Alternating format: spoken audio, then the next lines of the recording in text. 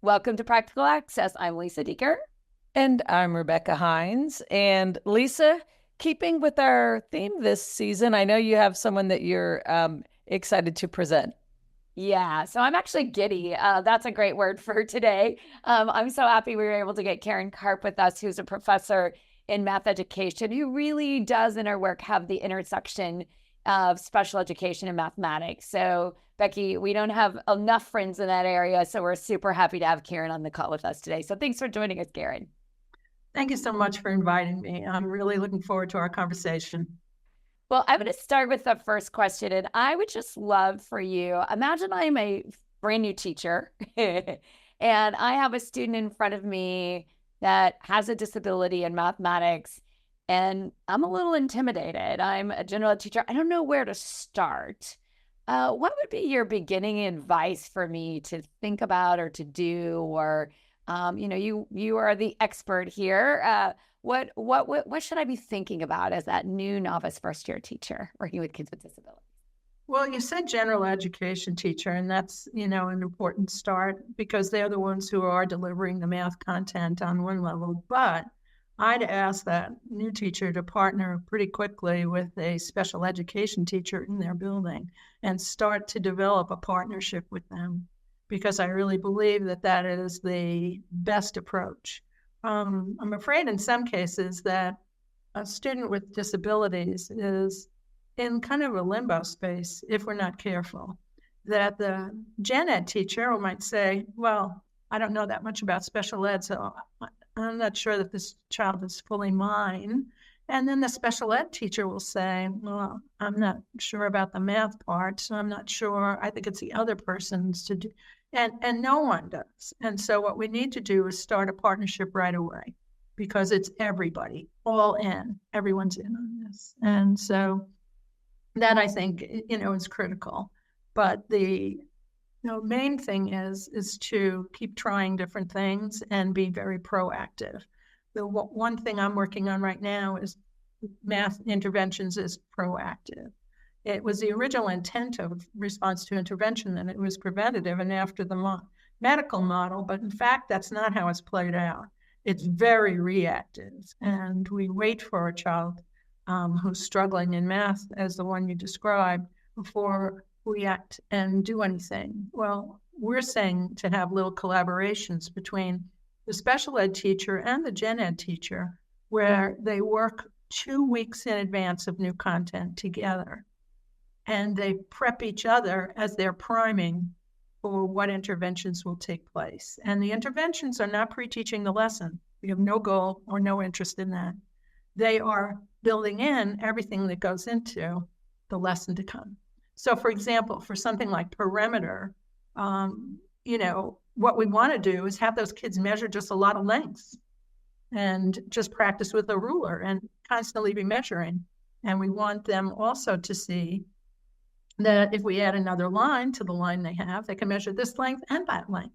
We're not going to do the perimeter thing. We're just prepping them. And then the gen ed teacher, and that's our new teacher on board, the special ed teacher will say, these are the things that I've done with the children in the interventions. Start your first lesson with these.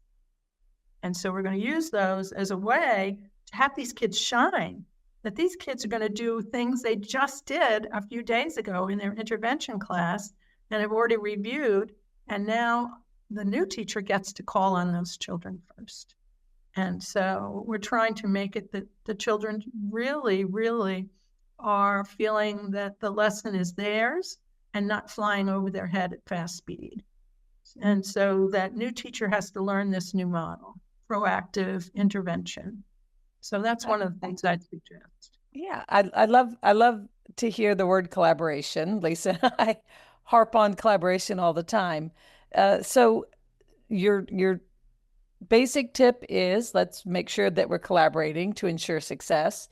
Absolutely. And for this young teacher, when they go to a special educator and say, I'm having trouble with X, Y, or Z, I generally would advise them, go with go with the sample of work and don't say, I'm having a problem with this kid. I'm having a problem with the way with this solution. So do you have ideas? But what do you think is a good entry into that conversation, Karen? How do they go and elicit this help if they might not even know the special educators in the school? I love your idea of bringing a piece of students' work, because one of the things I always say to all teachers is we're not about fixing children, we're about fixing structures. And so that's why I'm focusing on the structure of the collaboration, because we're not about at all thinking that the child is in some way, the change. It's not that. It's changing everything around the child. And I think that's quite an important piece. And I may be missing what you're asking. Yeah. I'll ask that a little more specifically. As a faculty member in special ed, we talk to special ed teachers about collaboration. I don't know that all of the gen ed faculty, when they're preparing teachers, I don't know if they similarly present our special educators as also experts. They're just experts in something different.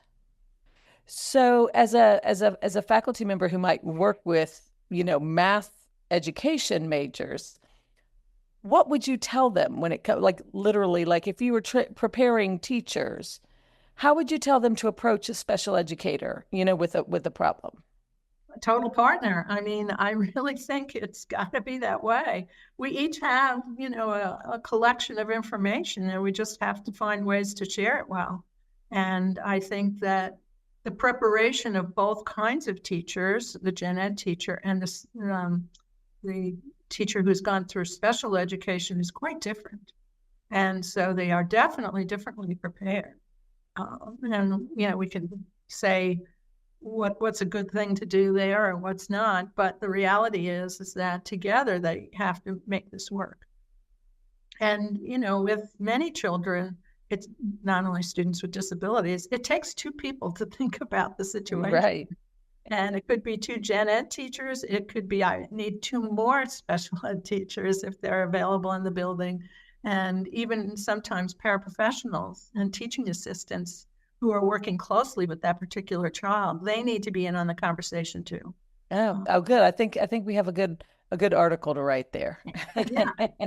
We have something called the whole school agreement, where we work to get everybody on board across the entire school so that math is taught well, and that special education teachers, paraprofessionals, long-term subs all go to the same math PD as the gen ed teachers. I love it. I love that. Fully aware of what's going on. They're not used as subs during a PD event at a school. They are in.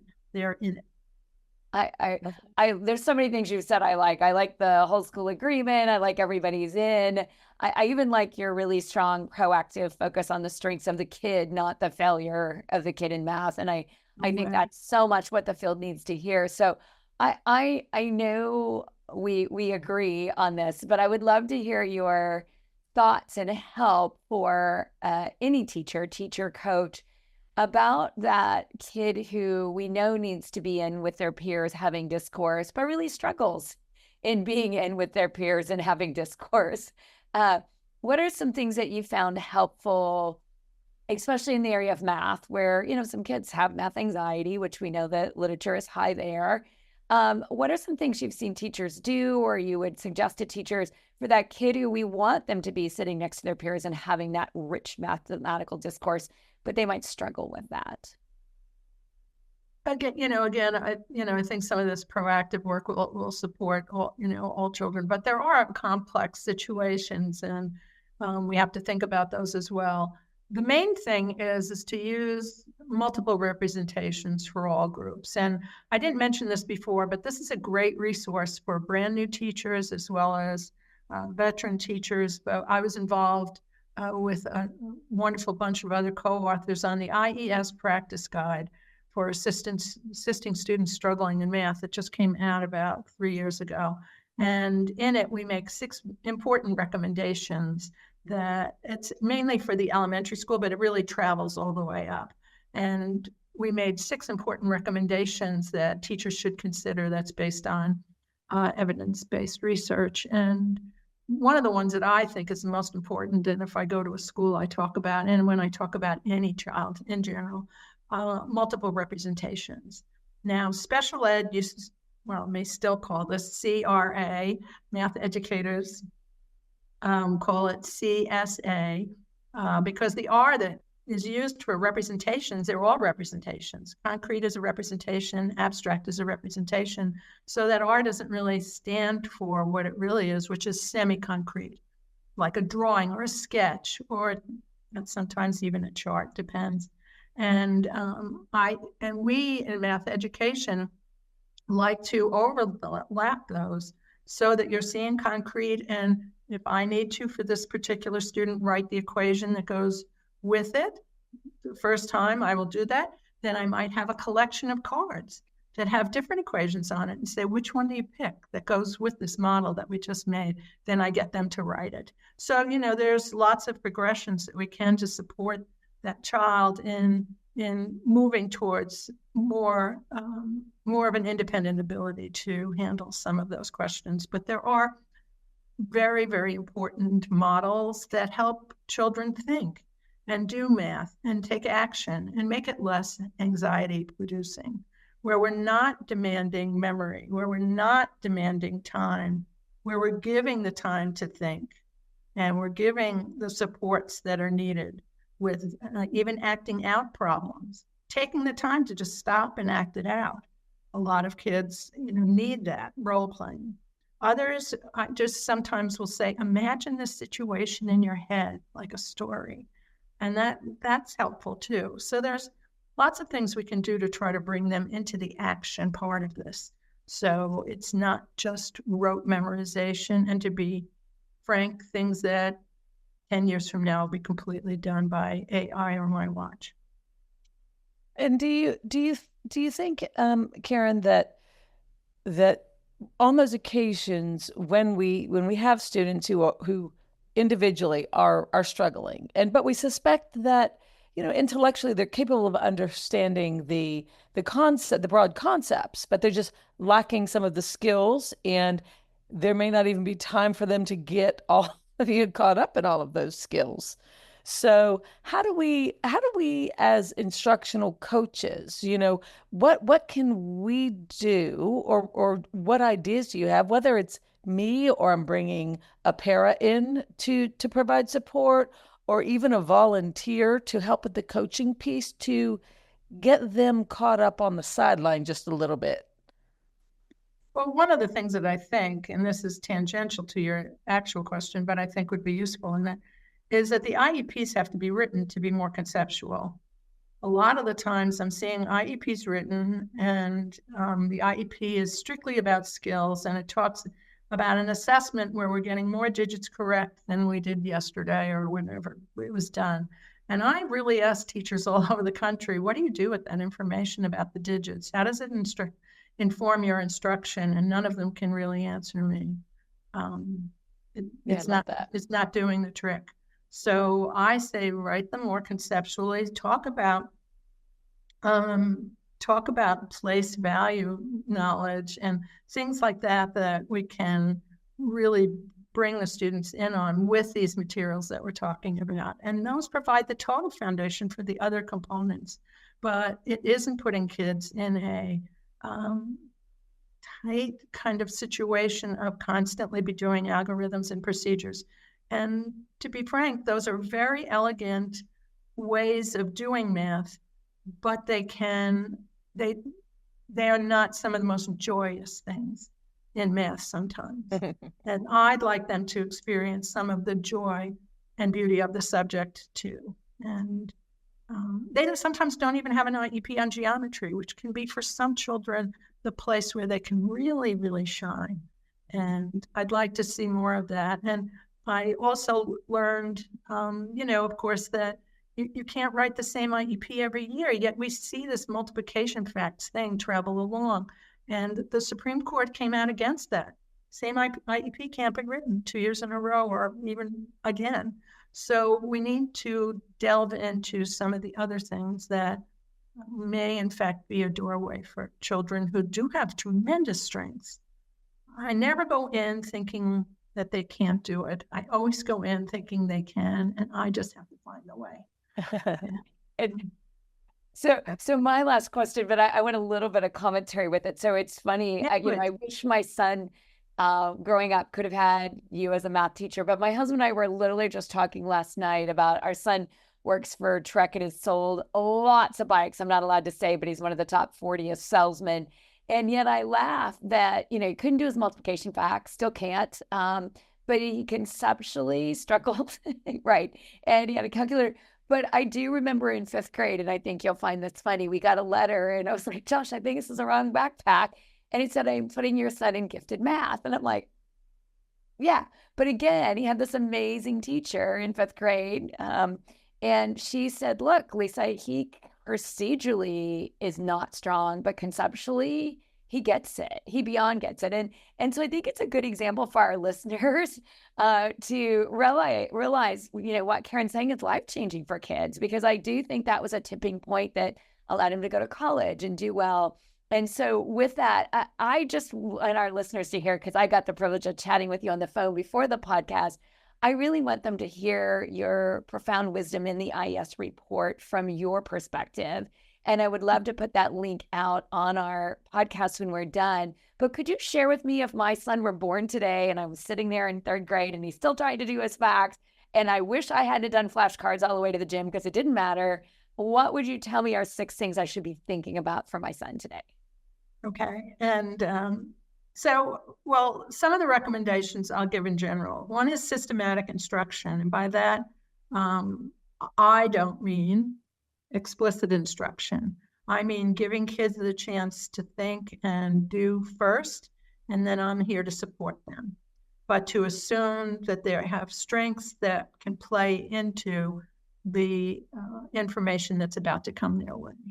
And so that, is a very important shift that was very different from the last go around on the IES practice guide that came out in 2009. The multiple representations is all over the place in the practice guide. So I've talked a little bit about that already with CSA. And another thing is the language. The precision of language is particularly important. And this goes to that conversation I had about the whole school agreement, where we're all using the same language or not. Like, we're not using borrowing and carrying because they're not conceptually sound. We're using regrouping or trading for place value purposes. Then kids hear it over and over and over and over again, which is precisely what students with disabilities need, and multilingual learners, and everyone else too. We want reducing fractions to be said one year and simplifying the next. We want it to be a smooth stream where everyone knows what's going on, and kids aren't saying such things as math is different every year. It's not. It's a continuum, and we want them to be on it. And then we separated in these recommendations one representation out from the others because the research is so compelling about it. And we want to have all teachers realize K-12, they're responsible for using it officially. And it's the number line. And so we started in kindergarten with number paths, and obviously it moves up to very complicated lines and graphs and other components as they move to middle and high. But that one was pulled out. And then there was another one about solving word problems, that is an important piece of what kids do. And we suggest even using gestures to help them start to see patterns. If I'm dividing and I'm doling out, like I'm dealing out cards, that sharing motion is something that can generalize to other problems. And if you feel like you have to share equally, you might be dividing. And then another one was about fluency activities. It's titled timed activities in the document, but I'm going to be straight with you. I think it should have been called fluency activities because that's what it's about. Timed activities are one component of that, but there's lots of other things that help build students' fluency. And so those are very important. And I'm you told the story of your son, which just reminded me of something that I would like to share. I just returned from the National Council of Teachers of Mathematics annual conference and was fortunate to see one of the teachers I've been working with in Tennessee there with 9 of her students with disabilities presenting with her. And they did an unbelievable job. They have just surprised over and over again everyone with their strength and interest in math. They call themselves the math scholars, or the FBI, the fantastically brilliant investigators. Depends on what grade they're in, what name they've created for themselves. But the children love math, see themselves as mathematicians, and were a knockout for everyone who was at that conference. So it's wonderful. It's lots of strengths, lots of strengths. Well, thank you for sharing. And I think that was our last question. We appreciate not only your wisdom, but I love the FBI. I'm sharing that with everybody in America. I think that's a great name. So if anyone has questions, you can send us a post on our Facebook page at Practical Access, or send us a tweet at Access Practical. Thank you again, Karen, for joining us. My pleasure.